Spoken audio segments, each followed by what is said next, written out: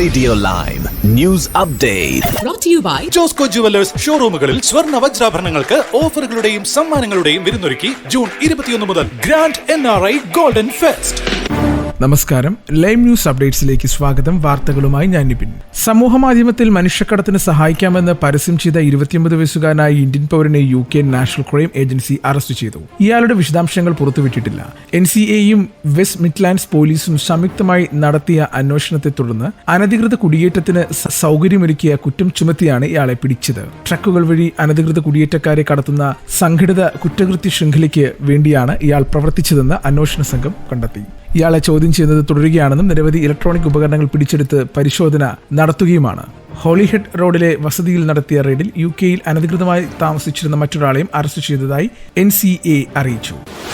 കുറ്റവാളികളെയും കോടതി ഉത്തരവുകൾ ലംഘിക്കുന്നവരെയും കണ്ടെത്തുക എന്ന ലക്ഷ്യത്തോടെ ഹാംഷയർ പോലീസ് അത്യാധുനിക ലൈവ് ഫേഷ്യൽ റെക്കഗ്നൈസേഷൻ സാങ്കേതികവിദ്യ അവതരിപ്പിച്ചു. സതാംപ്ടൺ സിറ്റി സെന്റർ ഉൾപ്പെടെയുള്ള തിരക്കേറിയ ഇടങ്ങളിലാണ് Hampshire and IL of constabulary high tech പരിശോധന ആരംഭിച്ചത്. ക്യാമറയിൽ പതിയുന്ന മുഖങ്ങൾ തത്സമയം വിശകലനം ചെയ്ത് പോലീസിന്റെ കൈവശമുള്ള കുറ്റവാളികളുടെ പട്ടികയുമായി ഒത്തുനോക്കുന്ന രീതിയാണിത്.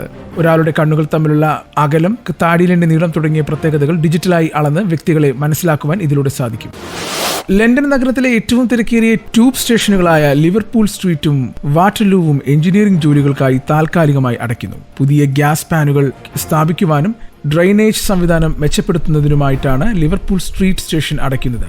വാട്ടർലൂ സ്റ്റേഷനിൽ ക്യൂൻസ്റ്റൗൺ റോഡിലേക്കുള്ള പുതിയ എൻട്രൻസ് തുറക്കുന്ന ജോലിയാണ് നടക്കുന്നത്. ക്രിസ്തുമസ് മുതൽ ന്യൂ ഇയർ വരെ സ്ട്രാറ്റ്ഫോർഡിൽ നിന്നും ലിവർപൂൾ സ്ട്രീറ്റിലേക്ക് ട്രെയിൻ സർവീസുകൾ ഉണ്ടായിരിക്കുകയില്ല.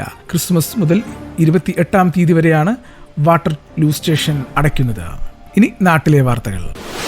വാളയാർ അട്ടപ്പള്ളത്ത് ആൾക്കൂട്ടമർദ്ദനത്തിൽ അതിഥി തൊഴിലാളി ഛത്തീസ്ഗഡ് സ്വദേശി രാമനാരായൺ ഭാഗ്യൽ കൊല്ലപ്പെട്ട സംഭവത്തിൽ 2 പേർ കൂടി കസ്റ്റഡിയിൽ. അട്ടപ്പള്ളം സ്വദേശികളായ വിനോദ്, ജഗദീഷ് എന്നിവരെയാണ് കസ്റ്റഡിയിലുള്ളത്. ഇരുവരുടെയും അറസ്റ്റ് ഉടൻ രേഖപ്പെടുത്തുമെന്നാണ് വിവരം. ക്രൈംബ്രാഞ്ച് ഡിവൈഎസ്പിയുടെ നേതൃത്വത്തിലുള്ള പ്രത്യേക അന്വേഷണ സംഘമാണ് ഇവരെ കസ്റ്റഡിയിലെടുത്തത്. പോലീസിന് ലഭിച്ച വീഡിയോ ദൃശ്യങ്ങളുടെ അടിസ്ഥാനത്തിലാണ് കൂടുതൽ പേരെ കസ്റ്റഡിയിലെടുത്തത്. പുതിയ അന്വേഷണ സംഘം ഇന്നലെ സ്ഥലത്തെത്തി സാക്ഷികളുടെ മൊഴി വീണ്ടും രേഖപ്പെടുത്തിയിരുന്നു. ജനപ്രതിനിധികൾ, വ്യാപാരികൾ എന്നിവരുടെ മൊഴികളെടുത്തു. റിമാൻഡിലുള്ള പ്രതികളെ കസ്റ്റഡിയിൽ വാങ്ങുവാനുള്ള നടപടികളും ആരംഭിച്ചിട്ടുണ്ട്. മലപ്പുറം അമ്പലപ്പടി ബൈപ്പാസിലെ വീട്ടിൽ തനിച്ച് താമസിക്കുന്ന വയോധികയുടെ 2 പവൻ സ്വർണ്ണാഭരണം 3 അംഗ സംഘം കവർന്നു. പരേതനായ വിമുക്ത ഭടൻ പാലിക്കത്തോട്ടിൽ വിജയകുമാറിന്റെ ഭാര്യ K ചന്ദ്രമതിയുടെ ആഭരണങ്ങളാണ് കവർന്നത്. മോഷ്ടാക്കളുമായുള്ള മൽപ്പിടുത്തത്തിലും വീഴ്ചയിലും പരിക്കേറ്റ ചന്ദ്രമതി ഗവൺമെന്റ് താലൂക്ക് ആശുപത്രിയിൽ ചികിത്സ തേടി. ഇന്നലെ രാവിലെ 9 മണിയോടെയാണ് സംഭവം. ബന്ധുക്കളുടെ വീടിന് സമീപത്തുള്ള വീട്ടിലാണ് ചന്ദ്രമതി തനിച്ച് താമസിക്കുന്നത്. ഇന്നലെ രാത്രി 9 മണിയോടെ വീടിന് പുറത്ത് പടക്കം പൊട്ടുന്നത് കേട്ട് കുടിവെള്ള ടാങ്കിന് മുകളിൽ തേങ്ങ വീണതാകുമെന്ന് കരുതി ചന്ദ്രമതി അടുക്കള വശത്തെ വാതിൽ തുറന്ന് ലൈറ്റിട്ട് പുറത്തിറങ്ങി. ഉടൻ തന്നെ 2 പേർ മുഖത്തും ശരീരത്തും മുളകുപൊടി എറിഞ്ഞു. മറ്റൊരാൾ പുറകെ നിന്ന് വായ പൊത്തി പിടിച്ചു. മറ്റേയാൾ കൈകളിലെ വളകൾ ഊരിയെടുക്കുവാൻ ശ്രമം നടത്തി. ഊരാൻ കിട്ടാതായപ്പോൾ പ്ലെയർ പോലെയുള്ള ഉപകരണം വെച്ച് മുറിച്ചെടുത്തു. ചന്ദ്രമതി നിലത്ത് തള്ളി വീഴ്ത്തുകയും ചെയ്തു. ആലപ്പുഴ, കോട്ടയം ജില്ലകളിൽ ഒരു ഇടവേളയ്ക്ക് ശേഷം പക്ഷിപ്പനി സ്ഥിരീകരിച്ചു. ആലപ്പുഴയിൽ 8 പഞ്ചായത്തുകളിൽ ഓരോ വാർഡിലും കോട്ടയത്ത് 4 വാർഡിലുമായിട്ടാണ് രോഗബാധ. ഭോപ്പാലിലെ ലാബിൽ നടത്തിയ സാമ്പിൾ പരിശോധനയിലാണ് പക്ഷിപ്പനി സ്ഥിരീകരിച്ചത്. ആലപ്പുഴയിൽ നെടുമുടി, ചെറുതന, കരുവാറ്റ, കാർത്തികപ്പള്ളി, അമ്പലപ്പുഴ തെക്ക്, പുന്നപ്രത്തേക്ക്, തകഴി, പുറക്കാട് പഞ്ചായത്തുകളിലാണ് രോഗബാധ. നെടുമുടിയിൽ കോഴികൾക്കും മറ്റുള്ളിടത്ത് താറാവിനുമാണ് രോഗം കണ്ടെത്തിയത്.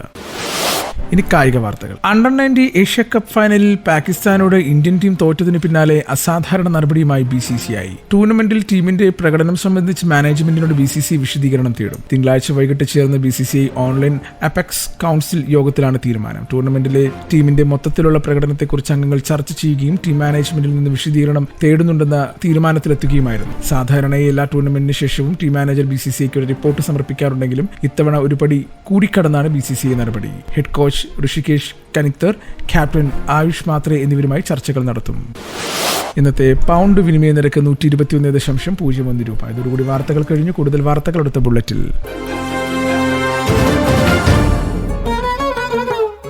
കൂടുതൽ വാർത്തകൾക്കും വിശേഷങ്ങൾക്കുമായി റേഡിയോ ലൈം ആപ്പ് ഡൗൺലോഡ് ചെയ്യൂ. പ്ലേ സ്റ്റോറിൽ നിന്നും ആപ്പ് സ്റ്റോറിൽ നിന്നും. Radio